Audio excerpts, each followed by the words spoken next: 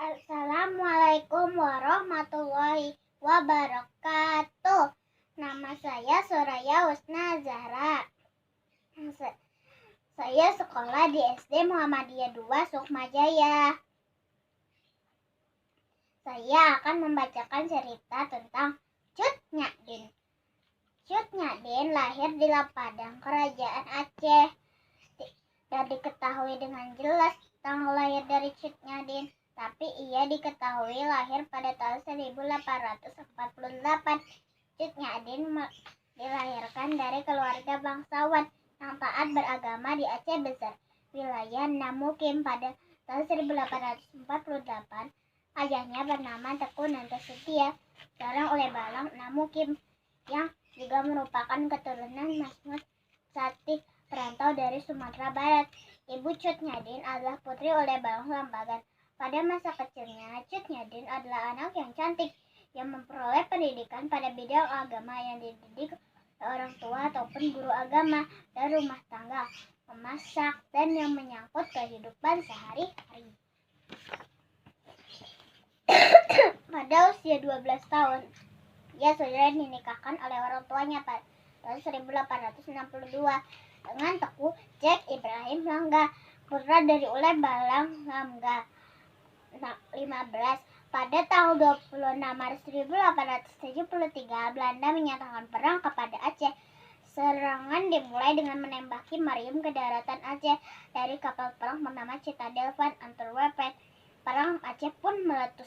Pada perang tahap pertama yang terjadi pada tahun 1873 hingga 1874, Aceh yang dipimpin oleh Sultan Mahmud Shah dan Panglima Polim bertempur melawan Belanda yang dipimpin Johan Herman Rodolph Kohler. Di bawah pimpinan Johan Herman, Belanda berangkat dengan kekuatan 1908.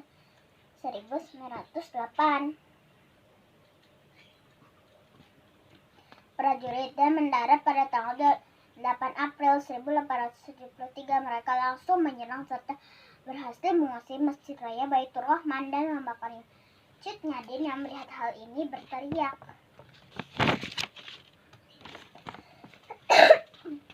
"Lihatlah wahai orang-orang Aceh, tempat ibadah kita dirusak. Sampai kapan kita begini? Sampai kapan kita akan menjadi budak Belanda?" Beruntung Kesultanan Aceh berhasil memenangkan perang pertama. Ibrahim Langga yang berlaga di garis depan kembali dengan membawa kemenangan. Sementara Kohler sendiri tewas tertembak pada bulan April 1873. Perang tahap kedua dimulai pada tahun 1874 hingga 1880. Belanda melakukan serangan lagi di bawah pimpinan Jenderal Jan van Swieten. Daerah Namukim berhasil ditaklukkan oleh Belanda pada tahun 1873 dan Keraton Sultan berhasil ditaklukkan pada tahun 1874. Cut Nyak-Din yang tinggal di daerah Namukim dan bayinya akhirnya mengungsi bersama para ibu rumah tangga dan rombongan lainnya pada tanggal 24 Desember 1875. Suami Cut Nyak-Din berangkat bertempur untuk merebut kembali daerah Namukim dari tangan Belanda. Tapi sayangnya Ibrahim Langga yang bertempur di Gletarum gugur pada tanggal 29 Juni 1878. Kematian suaminya ini tentu membuat Cut Nyak-Din diselimuti kemarahan dan bersumpah akan menghancurkan para penjajah itu. Teku Umar, salah satu tokoh penting pejuang Aceh, melamar Cut Nyak-Din. Pada awalnya Cut Nyak-Din menolak lamaran itu, tapi akhirnya menerima setelah Teku Umar mengizinkan untuk ikut bertempur. Bergabungnya Cut Nyak-Din berhasil meningkatkan moral semangat perjuangan Aceh melawan Belanda. Perang berlanjut secara gerilya dan berkobarlah perang fisabilillah. Pada tahun 1875, Teku Umar melakukan gerakan dengan melakukan pendekatan dengan para Belanda dan hubungannya dengan para penjajah itu semakin kuat. Pada tanggal 30 September 1893, Teku Umar yang bersama 250 orang pasukannya pergi ke Utaraja untuk menyerahkan diri kepada Belanda. Tentu Belanda sangat senang karena musuh yang sangat berbahaya mau membantu mereka. Sehingga Belanda memberikan Teku Umar julukan bernama Teku Umar Johan Pahlawan. Lebih dari itu, Teku Umar menjadi komandan unit pasukan Belanda dan kekuasaan yang cukup besar. Teku Umar sebenarnya merahasiakan rencana untuk menipu para Belanda, meskipun ia sudah dituduh sebagai pengkhianat oleh rakyat Aceh.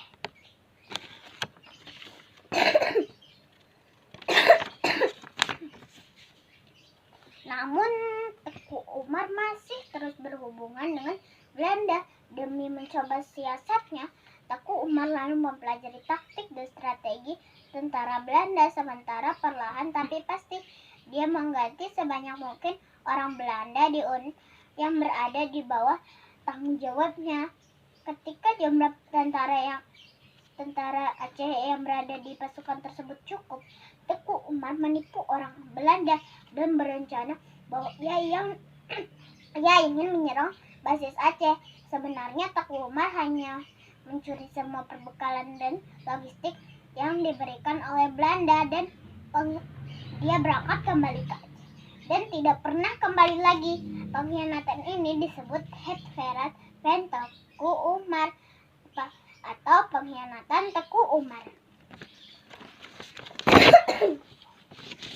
Teku Umar yang mengkhianati Belanda menyebabkan Belanda marah dan melancarkan operasi besar-besaran untuk menangkap baik Cut Nyadin dan Teku Umar. Belanda lalu mencabut gelar Teku Umar, membakar rumahnya dan mengejar keberadaannya. Namun gerilyawan kini dilengkapi perlengkapan dari Belanda. Mereka mulai menyerang Belanda. Sementara Jan van Swieten penggantinya dan Jacobus Lodewijk Hubertus Pel dengan cepat terbunuh dan pasukan Belanda berada pada kekacauan. Din dan Umar terus menekan Belanda, lalu menyerang Banda Aceh atau Kutaraja dan melaba bekas basis Teku Umar, sehingga Belanda terus-terusan mengganti jenderal yang bertugas. Unit Mersose lalu dikirim ke Aceh. Mereka dianggap biadab dan sangat sulit ditaklukkan oleh orang Aceh. Selain itu, kebanyakan pasukan de Mersose merupakan orang Tionghoa Ambon yang menghancurkan semua yang ada di jalannya. Akibat dari hal ini, pasukan Belanda merasa simpati kepada orang Aceh dan Van der Heyden membubarkan unit de Mersose. Peristiwa ini juga menyebabkan kesuksesan jenderal selanjutnya karena banyak orang yang tidak ikut melakukan jihad kehilangan nyawa mereka dan ketakutan masih tetap ada pada penduduk Aceh. Jenderal Johannes Benedictus van Hals memanfaatkan ketakutan ini dan mulai menyewa orang Aceh untuk memata-matai pasukan pemberontak sebagai informan, sehingga Belanda menemukan rencana Teku Umar untuk menyerang Meulaboh pada tanggal 11 Februari 1899. Akhirnya Teku Umar gugur tertembak peluru.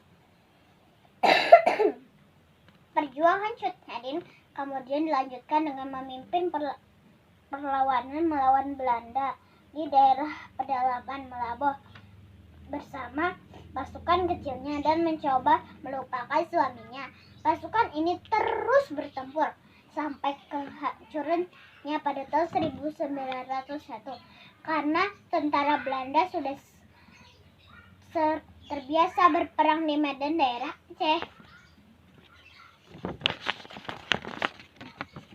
Anak buah Cut Nyadin yang bernama Pahlawan melaporkan lokasi markasnya kepada Belanda karena akibatnya Belanda menyerang markas Cut Nyadin di Beutong gue.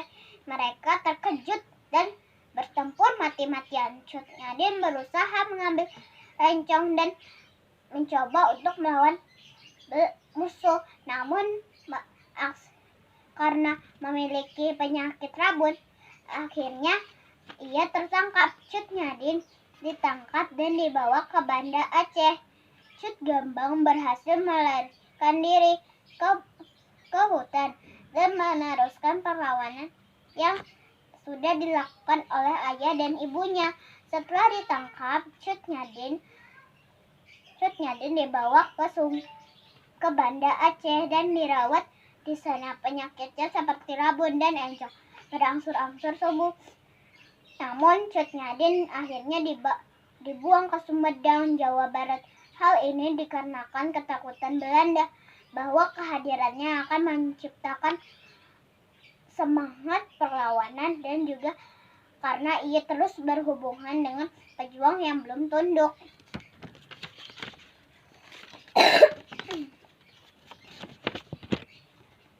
Ia dibawa ke Sumedang bersama dengan tahanan politik Aceh lain. Selain itu, tahanan laki-laki juga menyatakan perhatian mereka pada Cut Nyadin. Tetapi tentara Belanda dilarang mengungkap identitas tahanan. Ia ditahan bersama ulama bernama Ilyas yang segera menyadari bahwa Cut Nyadin merupakan ahli dalam agama Islam, sehingga ia dijuluki sebagai Ibu Perbu. Pada tanggal 6 November 1908, Cut Nyadin meninggal karena usianya yang sudah tua. Makam Cut Nyadin atau Ibu Perbu baru ditemukan pada tahun 1959 berdasarkan permintaan Gubernur Aceh saat itu, Ali Hasan. Nah, teman-teman, dari cerita ini kita dapat mengambil pelajaran bahwa kita harus memiliki sifat pantang menyerah. Sebagai pelajar kita harus mengingat dan menghargai perjuangan para pahlawan. Kita dapat melanjutkan perjuangan mereka dengan rajin belajar untuk memajukan bangsa dan negara. Sekian cerita dari saya. Wassalamualaikum warahmatullahi wabarakatuh.